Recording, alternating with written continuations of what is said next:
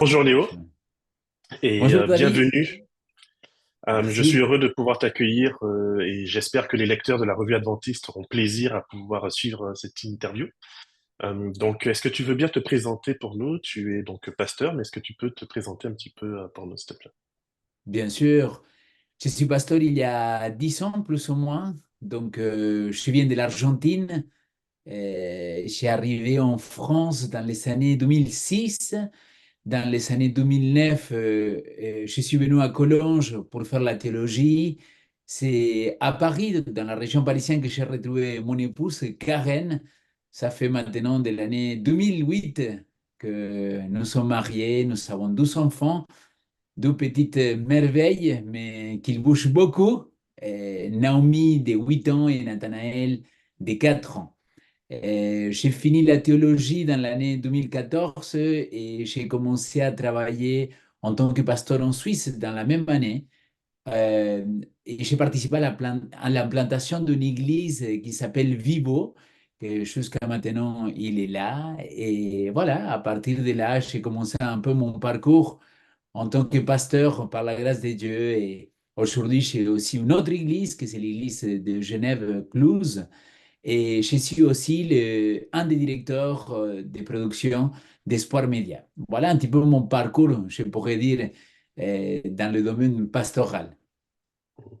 Tu as un emploi du temps donc bien chargé. Est-ce que tu Ah, pourrais un c'est peu sûr. nous présenter ton parcours spirituel? Est-ce que tu es né dans une église adventiste? Est-ce que la foi a toujours été quelque chose d'évident pour toi? Ou est-ce que c'est quelque chose que tu as découvert un peu plus tardivement et un peu plus difficilement? Ouais. Alors, je ne connais pas beaucoup de gens qui sont nés dans l'église, dans les lieux. Non, mais j'ai compris ce que tu voulais dire. En réalité, ma famille, donc mon arrière-grand-mère, elle était adventiste. Mes parents, quand je suis né, ils étaient dans l'église, mais très rapidement, ils ont quitté l'église, tous les deux. Et donc, non, je n'ai pas grandi dans l'église adventiste. J'ai grandi un petit peu sans foi, sans croyance. J'ai grandi un petit peu à ma manière de voir le monde, de vivre le monde. Et c'est vers les années, vers mes 22 ans, si je ne me trompe pas, que j'ai fait quand même une expérience assez forte avec le Seigneur. Et cette expérience, il m'a amené à petit vouloir me rapprocher de lui. Et ma grand-mère, pas mon arrière-grand-mère, mais ma grand-mère, un jour, il m'a dit, pourquoi tu viens pas avec moi à l'église? Et j'ai commencé à aller à l'église et petit à petit, j'ai commencé à sentir cette présence de Dieu dans ma vie. Et évidemment, après, une fois que j'ai connu Jésus, je n'ai pas voulu lâcher la main, quoi. Super. Et qu'est-ce qui a fait que justement, à un moment donné, tu t'es dit, ben, le pastorat, c'est pour moi et je me sens appelé à cela? Alors, si tu veux, ma grand-mère, qui m'avait invité à aller à l'église, elle s'est moquée de moi parce que j'étais en train de faire des études de droit en Argentine. Je voulais devenir avocat. J'étais en 12e année et ma grand-mère, il me taquinait tout le temps. Il me dit, pourquoi tu fais le droit? Tu fais qu'étudier ta Bible, va faire quelque chose d'autre. Pourquoi tu ne deviens pas pasteur? Et moi, je disais, jamais, grand-mère, jamais de la vie, je vais devenir pasteur. Tu m'as entendu? Alors, mais voilà. Mais ce qui s'est passé, c'est que dans l'année 2006, je déménage en France. En réalité, je ne voulais pas venir pour m'installer en France. Au contraire, j'étais un bon défenseur, un bon nationaliste de l'Argentine, en me disant il faut rester dans son pays, il faut défendre ses valeurs, son pays. Mais je suis venu en France dans cette année-là, 2006, et j'ai commencé à rester. Je voulais faire des petits travaux pendant les vacances scolaires de l'Argentine, donc en décembre, janvier, février. Et petit à petit, je découvre une église, que c'était l'église hispanique à Paris, de laquelle je tombe un peu amoureux, dans laquelle je m'investis énormément. Et le pasteur à l'époque, c'était un ami, aujourd'hui, Rickson Nobre. Et ce pasteur-là, il commence à me dire, mais Léo, t'as vraiment pas envisagé d'étudier la théologie, de devenir pasteur? Et après, il y avait un autre membre. Et petit à petit, je sens de plus en plus ce besoin-là de dire, maintenant, est-ce que le Seigneur, il est en train de m'appeler? Et il se passe quelque chose d'assez extraordinaire. On était en train de faire une semaine de prière avec un pasteur il était venu de l'Espagne. Et ce pasteur-là, il vient me voir, il me dit, écoute, je ne sais pas pourquoi, mais j'ai la forte conviction que je dois t'inviter accepté la vocation pastorale. Je me suis dit, comment il peut savoir que j'étais en train de me poser des questions? Et il me donne un CD, à l'époque c'était un DVD, qu'il montrait le parcours d'un pasteur, depuis les études de théologie, jeune pasteur, pasteur marié, pasteur à la retraite, très intéressant. Et avec ma femme, c'est là qu'on a dit, OK, je réponds à cet appel-là d'aller faire la théologie. Et c'est avec mon épouse qu'on a décidé de venir dans l'année 2009 à Collonges, quelques années plus tard.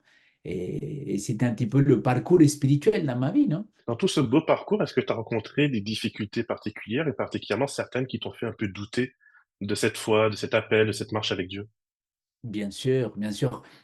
Pour tous ceux qui vont venir à Impact Montluçon, David, je te promets que quand je prêche, bon, tu m'as déjà entendu, mais je partage beaucoup de mon vécu personnel parce que je trouve que à la loi et au témoignage, hein. Et c'est vrai que quand j'arrive en France, la langue, je ne la connaissais pas du tout, le français, et pour moi, c'était vraiment galère. C'était difficile. Je voulais aller étudier à Sagunto, je ne voulais pas venir au campus à Collonges. Et finalement, je me retrouve là à étudier le grec, l'hébreu dans une langue qui n'était pas la mienne, et c'était vraiment un challenge. Et l'accent, c'était très fort, plus que maintenant à l'époque. Et quelque part, je me disais, Seigneur, comment je vais faire? Et petit à petit, cela, même si pour d'autres, ce n'était pas du tout un empêchement, pour moi, c'était vraiment quelque chose qui me faisait du mal, hein. Et je me suis dit, comment je peux devenir pasteur dans une langue qui n'est pas la mienne, que je ne maîtrise pas, que j'ai un accent fort. Je me rappelle d'avoir prié en pleurant à Dieu qu'il m'enlève cet accent et bon, et dans une belle expérience, une fois, le Seigneur il est venu me dire, stop, ça suffit maintenant. C'est pas toi, Léo, c'est moi. Et je pense que c'est une très belle expérience que j'ai eue une nuit tout seul. Ma femme, elle était de garde. J'étais en train de prier et j'entends quelque chose à l'intérieur de moi, une sorte de voix qui me dit, ma grâce te suffit parce que dans ta faiblesse, c'est là qu'il va s'accomplir ma puissance. Et depuis ce jour-là, j'ai arrêté avec ces complexes-là, mais c'est vrai que c'est quelque chose que, en tant qu'immigrant étranger, ça reste toujours à l'intérieur de nous. Donc, je pense que c'est une des grandes difficultés que j'ai retrouvées par rapport au personnel. Et après, par rapport au challenge des pasteurs, bon, j'en ai eu beaucoup, surtout avec l'implantation d'une église différente. On m'a traité de tous les noms. On m'a dit que soit que j'étais un Illuminati, que j'étais quelqu'un, que j'étais pas chrétien, que j'étais satanique ou démoniaque, juste parce que on vivait l'Église autrement, parce que je voulais toucher des personnes que voilà, qu'ils ne faisaient pas partie d'un background chrétien comme la grande partie des gens qui nous entendent ou qui nous écoutent ou qui nous lisent. Oui, je suppose que quand on essaie de faire un peu bouger les choses, c'est pas toujours qu'on a des retours positifs. Non. Donc, Ah, il y a eu beaucoup de gens qui nous ont encouragés, mais la fédération, il a beaucoup soutenu ce projet-là. Mais mmh, euh, à l'époque, quand toi tu étais en théologie, tu te rappelles, on était dans un cinéma et il y avait des gens c'est ça. qui disaient, mais comment une église, il peut être dans un cinéma? C'était une aberration pour quelques personnes. Les jours qu'on a décidé de changer le matin pour le soir, pour être plus accessible, bon, en fin d'après-midi, il y a des gens qui l'ont dit, ce pasteur-là, il n'est pas adventiste parce que il y a des fois que le culte, il n'est pas le jour de sabbat. C'est après le coucher du soleil, donc j'ai tout entendu, hein. Donc, Mmh mh, ça nous a fait un peu souffrir, mais on savait que le Seigneur, il était avec nous et on continuait à avancer. mmh. Comment est-ce que toutes ces expériences ont justement forgé un petit peu ton ministère pastoral? Et qu'est-ce qu'aujourd'hui, en tant que pasteur, tu souhaites communiquer le plus, en fait, aux personnes que tu rencontres? Écoute, euh, je pense que quand on commence le ministère pastoral, n'importe quel jeune homme, un vieux homme ou une femme, n'importe quel âge, quand tu commences le ministère pastoral, tu as vraiment ce désir-là d'être aimé, n'est-ce pas? Mmh, De que les gens ils reconnaissent que tu es un bosseur, que tu travailles, que tu es un homme de Dieu ou une femme de Dieu. Il y a cette impression de se dire, je veux vraiment que les gens ils voient à quel point je tiens à mon église, à l'adventisme, à Christ. Et avec le temps, tu te rends compte que ça ne fonctionne pas comme ça, qu'il ne faut pas aller chercher l'approbation chez les membres d'église, mais plutôt chercher à plaire à notre Dieu, non? De vraiment être en communion avec lui. Et donc, tous ces critiques-là, ils te font rendre compte que quand tu as un peu de personnalité, un peu de caractère, quand tu sais que c'est Dieu qui t'a appelé à faire une mission en particulier, bah, il y a toujours des gens qui vont pas t'aimer. Et c'est normal. Et ils ont le droit de ne pas m'aimer. Mais cela, il commence à te donner une structure en tant que pasteur et te dire, bon, voilà, je sais pourquoi je me suis engagé, je comprends qu'il y a des gens qui nous critiquent, mais on sait vers où nous allons. Et la deuxième partie de la question, c'était Qu'est-ce qu'aujourd'hui tu souhaites transmettre en tant que pasteur quand tu rencontres des personnes? tout à fait. Mm. Tu vois, quand je suis arrivé à Cologne, j'étais un bon légaliste, j'étais bien carré, et pour moi, c'était vraiment. L'Église, elle était très rigide selon ce que j'avais appris en Argentine, évidemment, dans une société complètement différente. Et mon parcours à Collonges, et en tant que pasteur, il me font rendre compte aujourd'hui qu'il y a quelque chose de fondamental. Et pour moi, c'est que les gens ils puissent connaître le Christ. Mais quand je dis connaître le Christ, connaître Jésus, c'est vraiment tomber amoureux de cette personne-là. C'est-à-dire, c'est pas moi que je dois les convertir et que je dois les faire comprendre que le sabbat, c'est le jour du Seigneur. C'est pas moi que je dois faire tout ce travail-là. Pour moi, c'est l'Esprit qui doit les communiquer toutes ces choses-là. Évidemment, moi, je suis un outil comme toi et comme chacun de nous, mais en réalité, si la personne, elle tombe amoureuse de Christ, à partir de ces moments-là, bah, il va suivre parce que l'Esprit, il va lui révéler les choses. Et donc, aujourd'hui, je pense que le plus important, c'est connaître le Christ. Et je te cite un peu le texte d'Apocalypse hein, qui dit, euh, voilà, cette église qu'il restera à la toute fin, ou ce reste qu'il restera, et voilà les deux caractéristiques, ceux qui gardent le commandement de Dieu et ceux qui sont la fin en Jésus. Moi, je pense que c'est ça aujourd'hui, c'est faire connaître le Christ et le Christ, il va les amener à les commandements. Pour moi, c'est aujourd'hui mon travail le plus grand en tant que pasteur. En tout cas, je le vis comme ça, moi. Ok, merci beaucoup. Est-ce que tu pourrais partager avec nous un moment dans ta vie où vraiment tu t'es senti mais proche de Dieu, dans une situation ou peut-être un peu délicate où tu avais besoin de sentir Dieu présent dans ta vie, proche de toi, te prenant dans les bras? Ah oui, il y en a beaucoup. Et étonnamment, je pense que c'était la première fois que j'ai senti clairement la présence de Dieu dans ma vie. Euh, je venais de me baptiser, si je ne me trompe pas, ça faisait quelques temps. Et voilà, j'étais en train de laisser une vie passer pour changer de vie, pour laisser l'esprit me métamorphoser. Et comme tu le sais, bah, quand on apprend à marcher, parfois on tombe. Et, et je me rappelle de l'avoir dit à Dieu, écoute Seigneur, je sais que dans ta volonté, c'est pas que je fasse ça, mais j'ai trop envie de faire ça. Je suis désolé, je vais y aller quand même. Et dans ces moments-là, les choses ne se sont pas passées comme moi j'espérais. Et je me rappelle de rentrer à la maison avec un fort sentiment, mais tu sais, d'échec total. Je me suis senti un peu comme Pierre quand il veut revenir à la pêche, mais il pêche pas non plus, donc il n'arrive rien à sortir, quoi. Je me suis senti un peu comme ça, dire, je voulais revenir en arrière, mais ça n'a pas marché comme je voulais. Et je me rappelle de m'avoir laissé tomber par terre à genoux et me mettre à pleurer, mais vraiment comme un enfant, tu vois, que tu as du mal à retenir la respiration, que c'est difficile et j'étais envahi d'une profonde angoisse et je demande pardon à Dieu, pardon, pardon. Et je me mis à lui dire, c'est toi que je veux suivre, c'est pas ma chair, c'est pas ce que moi j'ai envie, mais je suis ce que je suis et j'espère que tu peux m'accueillir. Et David, à tous ceux qui nous écoutent, qui nous lisent, je te promets, mon ami, que c'est la première fois que je sens une main qu'il m'entoure et qu'il m'embrasse. Et j'étais tout seul et j'ai senti ce profond sentiment de paix et de sérénité de quelqu'un qui était présent là à ce moment-là pour me dire, t'inquiète pas, Léo, je suis là avec toi et je t'aime tel que tu es. Et ça, sont des choses qui elles ont commencé à changer ma vie à tout jamais, j'espère. C'est une très belle expérience qui est très inspirante.